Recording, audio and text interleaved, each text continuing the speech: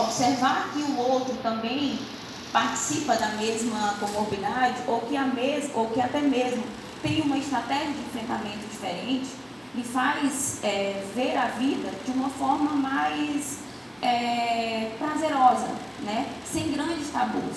E você consegue justamente observar como o outro também consegue, trocar informações e perceber que o fato da aceitação é a principal estratégia de enfrentamento. Na verdade, é a primeira.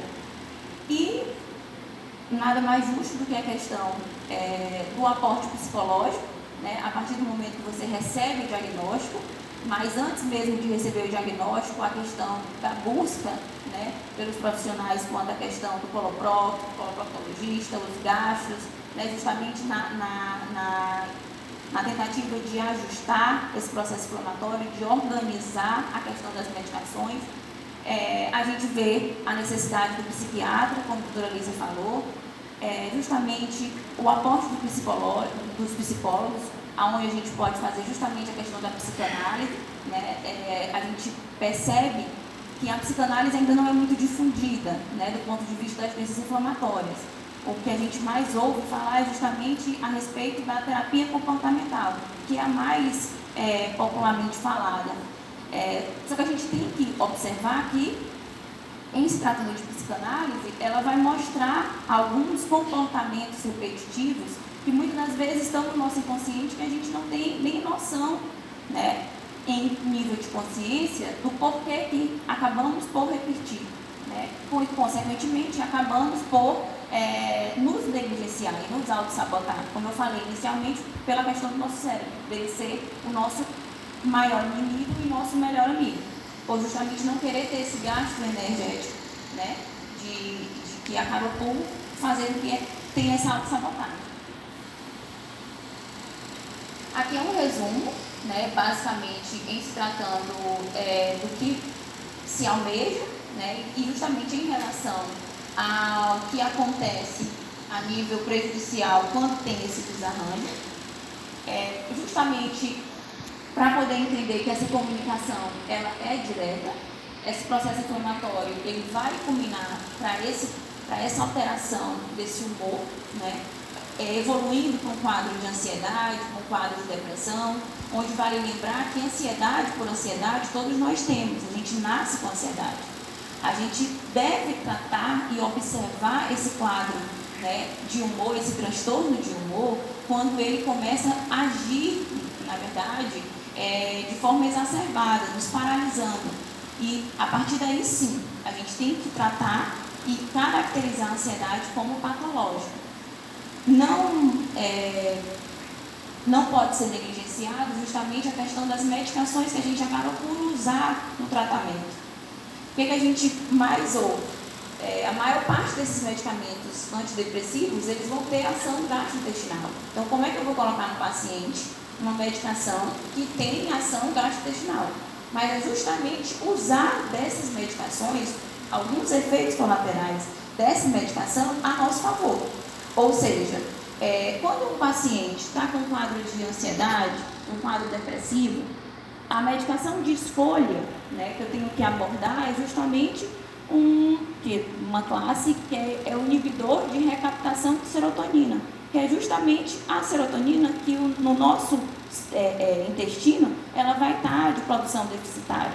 Então, ele vai justamente ajudar a questão do controle dessa motilidade gastrointestinal, ao esfíncter anal, a ter um maior controle, né? Aí é onde também entra a questão dos tricíclicos, que é outra classe de medicação que a gente também usa, e claro que sempre fazendo a balança, para ver a questão da dose e efeito, né? Cada paciente é único, a gente não pode generalizar e fazer como receita de bolo, né? O que um usa, a vizinha vai usar também e aí vai passando. É justamente aí onde mora total perigo e total negligência médica, onde a gente tem que ver que o paciente tem que tolerar esses efeitos colaterais e usar também desses efeitos colaterais a seu favor. A partir do momento que eu coloco essa medicação para ajudar a piorar esse quadro clínico, aí já não tem mais ação terapêutica, né? Já entra em outra vertente. Obrigada.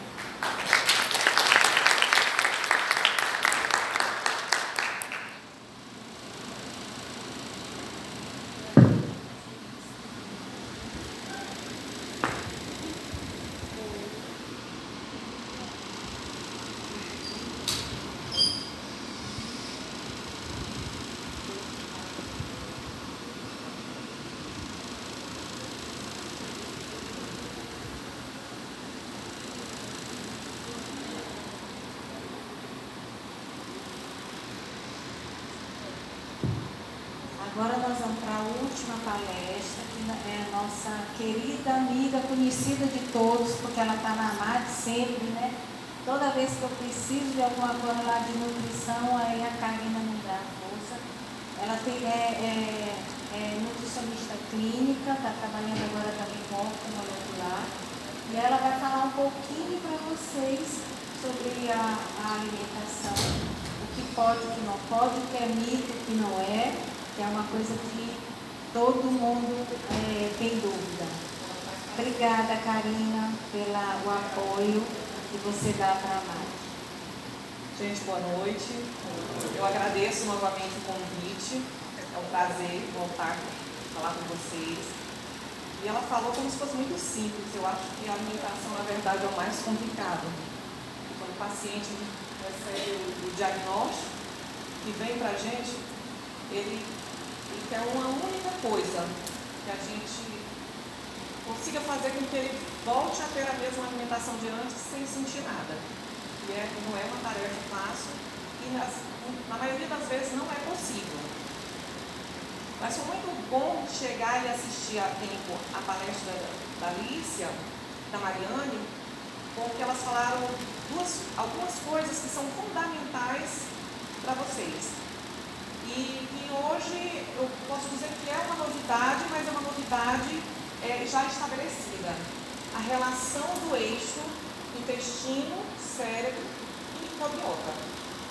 Quem aqui nunca sentiu um desconforto ou um desarranjo intestinal ao ter que ir para uma reunião importante, ou uma entrevista de emprego, uma prova? Alguém aqui nunca passou por isso? Então, o primeiro sinal é o intestino. Dá logo aquele desarranjo, um frio na barriga, e por aí vai. Começam todos os sinais. Essa é a prova maior que o nosso intestino está ligado com o nosso sangue. E que essa ligação, no meio dessa ligação, tem todo esse microbioma, ou esse trato digestório, que precisa ser tratado desde que nós nascemos. Inclusive, eu acho extremamente importante colocar para vocês, antes de começar a apresentação, que vai estar aqui dentro, porque muita coisa que elas falaram já estava aqui. Para vocês que têm as doenças, que têm, né, a doença inflamatória intestinal, têm filhas ou filhos, então, como tem um fator genético que, claro, mesmo tendo um fator genético, hoje a gente sabe que a genética, ela tem a sua parcela de contribuição, mas que ela pode ficar adormecida. Que os fatores ambientais, hoje, eles influenciam bem mais no desenvolvimento das doenças, não só inflamatórias intestinais. Então, começar a cuidar dos filhos ou das filhas que pretendem engravidar é muito importante, para evitar que essas crianças, essas pessoas tenham essa doença. Então, me foi dada a tarefa de falar da importância da nutrição no acompanhamento dos pacientes. Então, primeiro vem o diagnóstico, que é com os médicos que fazem, e depois eles fazem os encaminhamentos. Então, o tratamento, ele começa pelo medicamentoso, não tem outra forma de ser. Passado pelo medicamentoso, ou junto com o medicamentoso, né, que é a primeira etapa, a parte nutricional. E hoje a gente sabe da importância da parte psicológica, tem o acompanhamento do psiquiatra, mas a parte da psicoterapia é extremamente importante. Porque o paciente, quando o diagnóstico ele custa a ser dado, a Alicia colocou isso, e durante todo esse percurso, né, até o diagnóstico ser fechado, o paciente sofre muito. Ele tem muita dúvida, ele sente muita dor, ele perde muito peso, ele deixa de ter o convívio social por conta de toda a sintomatologia da própria patologia. Então, esse acompanhamento psicológico ele é fundamental nesse processo de aceitação para buscar o tratamento. Eu coloquei essas 3 figuras que eu sempre costumo colocar no meu consultório. Por quê? É para que vocês deem atenção na hora da compra. A alimentação, ela não é só na hora que a gente vai pegar o alimento e colocar na boca, não. É na hora que vai comprar. Então, prestar atenção onde a gente compra, dar preferência por agricultores locais, se tiver, procurar comprar alimentos da safra, isso é muito importante, e alimentos nossos, regionais, porque hoje as pessoas querem muito buscar alimentos, vamos dizer assim, eu não gosto muito de usar esses termos que estão na moda, ou, né, que está muito na mídia, e que a gente, tem pessoas que gostam muito de estar buscando as coisas no Google, e aí eles colocam produtos que nós não temos aqui. Então, para trazer esse produto para cá, ele já vem carregado de substância, de conservante. Então, vamos privilegiar os nossos agricultores locais. Aqui mostrando de novo a relação do nosso intestino com o nosso sempre. E aqui as nossas escolhas. É fundamental. Na verdade, às vezes, alguns pacientes já me disseram que depois que eles tiveram o diagnóstico, eles passaram a ter uma alimentação, ter uma vida melhor do que antes. Chega um momento. Por quê? Porque ele começou a ter uma alimentação que ele deveria ter tido sempre. É claro que inicialmente é muito difícil, a gente sabe disso. Mas chega um momento quando você aprende a lidar com esse novo estilo de vida, você adota isso para a sua vida, fica bem mais fácil. E aqui foi uma figura, né, a Alicia colocou essa figura de uma outra forma, mas o que afeta a nossa microbiota, o nosso microbioma intestinal? Porque se ele é importante para manter essa nossa regulação, essa nossa saúde, de outra coisa, essa saúde não é só em relação à doença inflamatória intestinal, mas todas as doenças hoje começam no intestino. Todas as doenças começam no intestino. Tem a ver com o que nós colocamos na boca. Então, começa desde a maternidade, ao nascer, o tipo de parto, se é cesariano ou se é normal. Então, a gente sabe os benefícios do parto normal. E o aleitamento materno, a gente fala para as mães e tudo que ela come passa para o bebê. Muito difícil das pessoas aceitarem e entenderem isso. Que a mãe, quando ela está gestante, a gente com muita luta consegue que elas tenham uma alimentação mais ou menos. Aí na hora que tem o neném, aí pronto, desanda. A criança está mamando, consumindo tudo que ela voltou a consumir. A prática de atividade física. Então é extremamente importante adotar isso para a vida, para ter um envelhecimento, né, vamos dizer, funcional. Aqui a gente não fala da questão da aparência física, mas eu sempre coloco até de uma maneira assim, simples até demais. Se você quer envelhecer e poder sentar no vaso sanitário e levantar sozinho, você tem que se exercitar, você tem que manter seus músculos. No envelhecimento eles vão atrofiando. As doenças que a gente tem ao longo da vida, o próprio envelhecimento, o uso de medicação, que na grande maioria das vezes é a automedicação. Então, não usar o medicamento que o outro usou e deu certo, garrafadas, eu recebo gente usando todo tipo de coisa. E a região onde mora. E aqui, as doenças inflamatórias, elas têm esse componente genético, imunológico e ambiental, a gente pressupõe tudo isso, e falei para vocês, eu acho muito importante essa questão do ambiental, do comportamental, a questão do sono, da qualidade de vida, do controle do estresse, da alimentação e da atividade física, são pilares fundamentais para se ter saúde e ter o controle das doenças intestinais.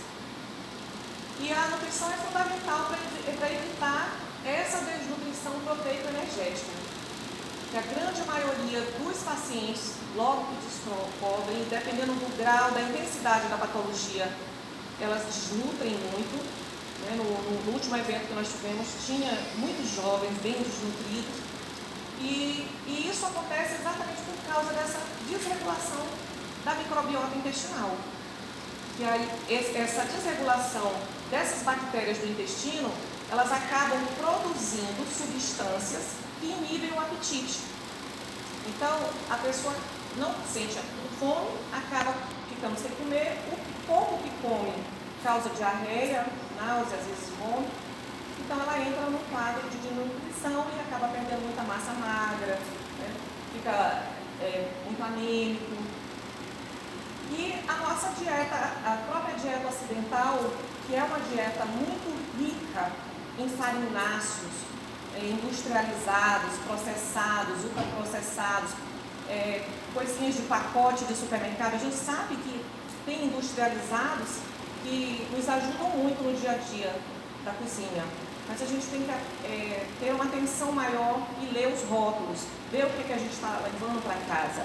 Porque essa dieta interfere no nosso intestino, consequentemente no nosso funcionamento cerebral. E nas doenças de um modo geral e principalmente na doença inflamatória. E hoje a gente sabe que está ligado diretamente à depressão, à ansiedade, a vários transtornos. E o intestino, que hoje ele é o ator principal da palestra, ele é aqui é um órgão do sistema nervoso próprio, por isso que ele é tido como segundo cérebro, como a Mariana falou. Então, ele tem vontade própria. Então, por isso é que quando a gente tem sensações, automaticamente da diarreia, calafrio, tudo é comandado lá por ele. Então, ele tem 100 milhões de neurônios, ele é igual, em relação a neurônios, aos neurônios da medula espinhal. Então, é para ver o quão importante é o nosso intestino, para que a gente dê mais atenção, que a gente coloca na boca. Então, são produzidos no intestino 90% da serotonina, que é o que dá o prazer, bem-estar. Então, para que produza essa serotonina da forma adequada, eu preciso ter as bactérias no meu intestino agindo da melhor forma possível, né? Uma simbiose, vamos dizer assim. Elas têm realmente que estar equilibradas. Para que elas estejam equilibradas, eu tenho que ter uma boa alimentação, eu tenho que dormir bem, eu tenho que ter controle do meu estresse, eu tenho que fazer atividade física. E aqui essa figura eu acho extremamente importante. Na verdade, eu até procurei vários tipos das verdadeiras, vamos dizer assim, mas aí não achei todas. Para que vocês prestem atenção nas fezes. Quando eu pergunto para o paciente como é o cocô, não sei. Como não sabe? Eu não olho. Eu dou descarga assim. Não, tem que olhar. As fezes, elas dizem muito, na verdade não diz muito, diz tudo sobre o nosso funcionamento metabólico, do nosso intestino. Então, observar a cor, o odor, se tem restos de comida, se ela afunda, se não afunda, a consistência, a coloração, isso é extremamente importante para você chegar e dizer para o seu médico. É uma avaliação do seu funcionamento interno. Então, a partir de agora, todas as vezes antes de dar descarga, tem que olhar para o cocô e dar tchau, né? Mas olhar e avaliar. É extremamente importante. Quando eu pergunto do odor, aí as pessoas dizem assim, mas o cocô não é cheiro. Eu digo, não, realmente não é. Mas peixe tem um cheiro característico de peixe. Mas quando você chega num lugar que ele está com aquele cheiro, odor muito forte, como se fosse uma amônia, é porque ele está estragado. Então, se você vai ao banheiro e quando você sai, você precisa evacuar a área, trancar, passar 2 horas para outra pessoa entrar, Aí literalmente tem merda. Entendeu? Então isso que tem que ser observado. E agora o suporte. Qual é o objetivo da nutrição?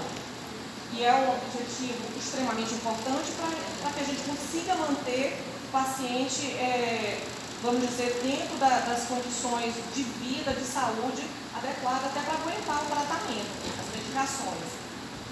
Tem que recuperar o estado nutricional, manter o crescimento quando é criança, fornecer os aportes de vitaminas e minerais adequados. Isso não é tarefa fácil por conta desse desequilíbrio da microbiota, por conta do intestino já não absorver da forma adequada os nutrientes. Pessoas que não têm doenças inflamatórias intestinais já têm carências de vitaminas, de minerais, de micronutrientes. Imagina quem já tem o intestino lesado, né? Contribuir para o alívio dos sintomas. Porque a alimentação, ela está ligada a tudo.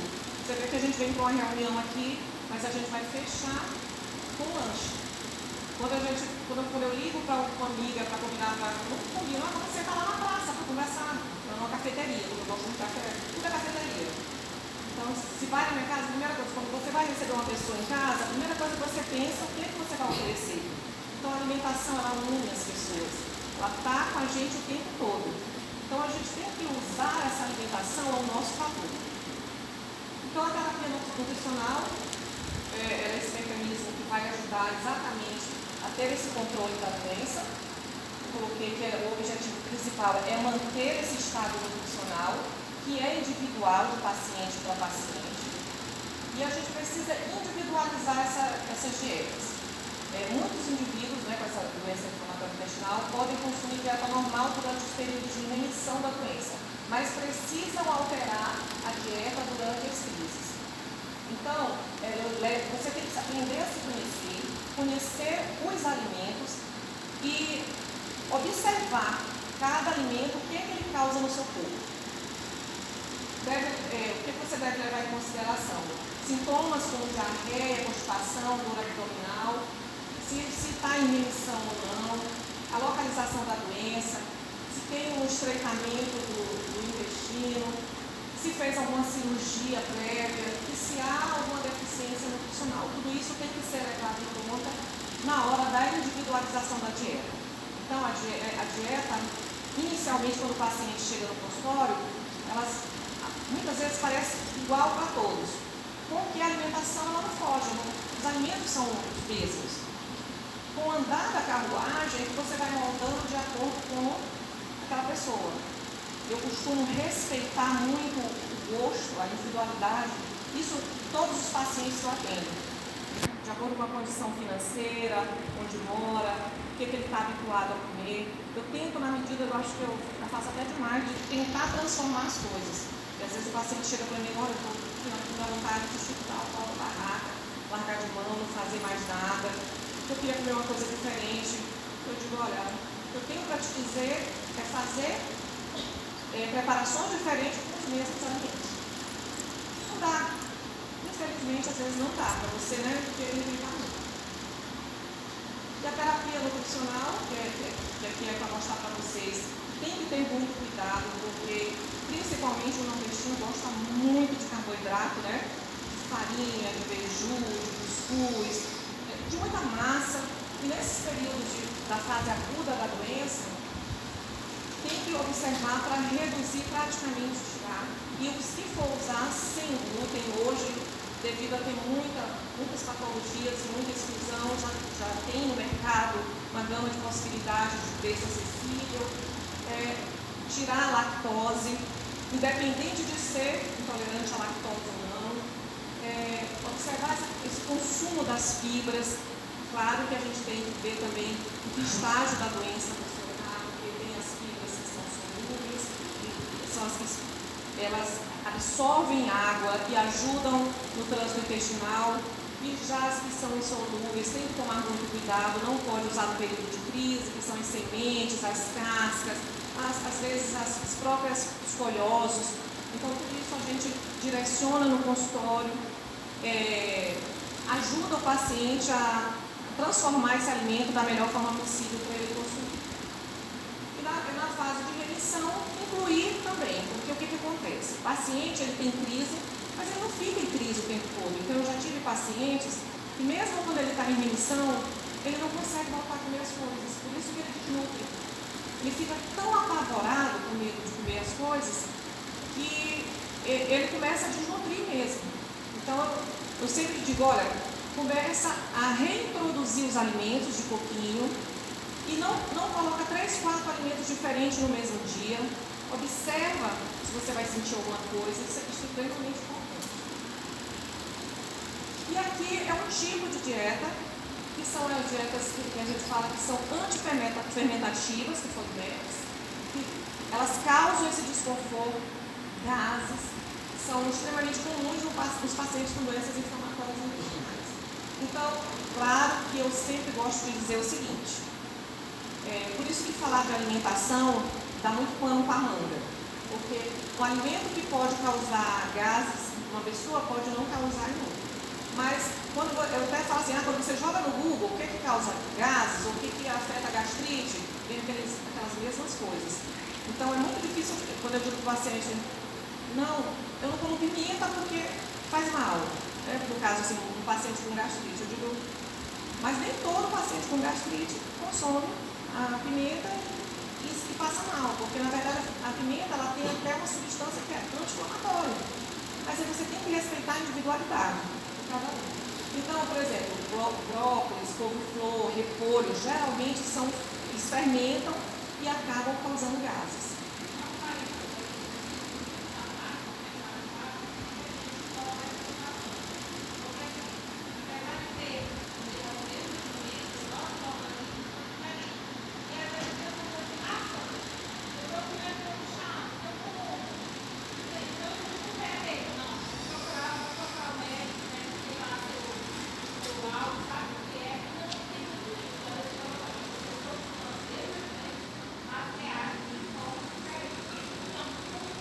Pelo fato da doença ser uma só, a pessoa acha que o que é para um é para o outro. E realmente não é, exatamente porque tem os fatores genéticos, tem os fatores ambientais, tem o que você comeu desde que você nasceu, tem essa contribuição nessa tua microbiota que vai influenciar na tua aceitabilidade ou não de alguns alimentos. Então é lembrar sempre que a formação de gases ela é muito individual. E isso até independente de ter doença inflamatória ou não. Tá? Então, a gente tem que observar tudo isso. E existem técnicas, a gente fala muito isso no consultório. Botar para cozinhar, jogar água do cozimento fora. Então, durante as consultas, a gente sempre vai falando, dando dicas. Colocar o feijão no molho, remolho. Depois cozinha, joga a primeira água fora. E quando for fazer, coloca a folha de louro. Às vezes eu fico muito penalizada quando eu recebo um paciente que já foi excluído tudo dele. E às vezes um paciente tem muito pouca condição financeira, ele só tem aquilo para comer. Então eu tento, na medida do possível, transformar da melhor forma possível que faça menos mal para ele, né, dentro das possibilidades. E observar muito essa questão dos industrializados que vem com excesso de açúcar. Todos os produtos industrializados de pacotinho, eles têm geralmente açúcar na composição. E açúcar alimenta a bactéria. E as bactérias maléficas, vamos dizer assim, gostam demais de açúcar. E aqui os alimentos permitidos. Também, volto a dizer, alimento permitido não é igual para todo mundo. Porque permitido não é porque eu posso comer a torta e a direito. Né? Eu tenho que observar a minha aceitabilidade. Quando a gente fala do uso da gordura, observar o teor da gordura e o tipo de gordura. Eu gosto muito de falar que as pessoas chegam, mas eu só enche a boca. Eu só uso azeite de oliva. E aí, quantos litros de azeite de oliva tu compra por mês? Lá em casa são 4 de 1 litro, para tipo 2, 3 pessoas. Então é aquela pessoa que pega a salada e fica com a mão rodando assim com azeite de oliva, né, até não ter mais. Então não é porque a gordura é benéfica que eu posso consumir de maneira indiscriminada. Não, é também em pequenas proporções.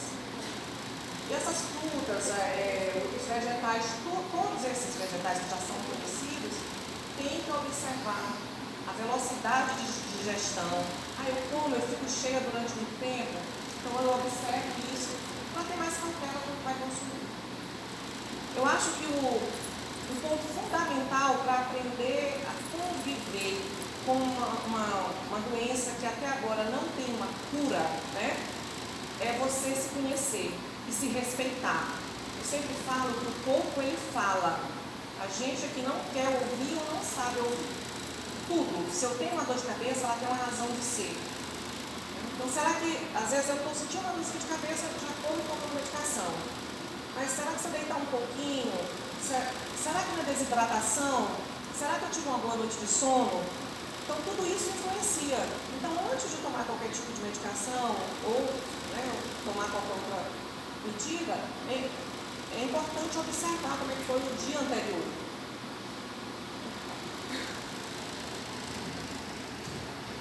E aqui os nutrientes, que são importantes, né, na utilização. Claro que eu só coloquei alguns, eu não gosto de colocar quantidade, porque às vezes a pessoa vê isso, já sai daqui, passa na farmácia, já compra para começar a tomar, e não é assim. A gente sabe do uso da glutamina. A glutamina ela é um aminoácido extremamente interessante para o alimento do enterócito, da função do trato digestório, a integridade desse trato digestório, a utilização do ômega na fase de remissão. O ômega